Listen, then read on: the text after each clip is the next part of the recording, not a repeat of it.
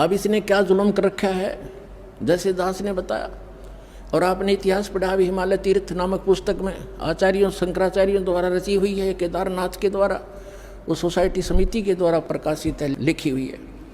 इसमें कहा कि एक नर और नारायण नाम के दो भगत थे और वो तपस्या कर रहे थे शिव जी की। वो करें किसकी थे, वो कर ही रहे थे, भक्ति आके खड़ा हो गया। यूँ काल आ गया शिव रूप धारण करके और उनके मन में प्रेरणा कर दी।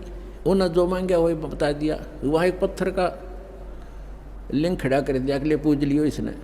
क्या इससे मोक्ष हो गया? एक पत्थर का टुकड़ा स्थापित कर दिया लिंग और उसको कह दिया तुम इसने पूजने जाइयो। ये काल का जाल है। उसके बाद क्या हुआ, आगे कथा सुनाते हैं ये कैसे छल करता है जीव के साथ। ये तो केदारनाथ की स्थापना आपने सुन ली कि नर और नारायण नाम के दो ऋषि भक्ति करें थे, यूँ आकर खड़ा हो गया काल। अपने आत्मा ये काल क्या करता है, कैसे छल किया उसने। उनके अंदर यह प्रेरणा भर दी क्योंकि इसके रिमोट में है कि आप यहाँ स्थापित हों। उसने एक पत्थर धर दिया, लिंग पत्थर का टुकड़ा, कि इसने पूज लिया करियो। काल कह रहा मैं ऐसे भ्रमित करूँगा इन सभी को।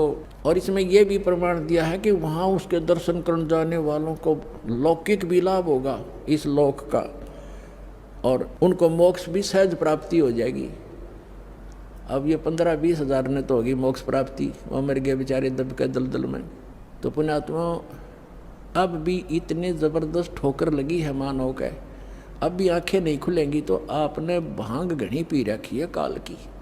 परमात्मा कहते हैं कबीर ये माया अटपटी, सब गठान अड़ी, और किस किस को समझाऊं या कुएं भांग पड़ी। और नाश करवा दिया। वो क्या करवाया अब पढ़ के सुनाता हूँ।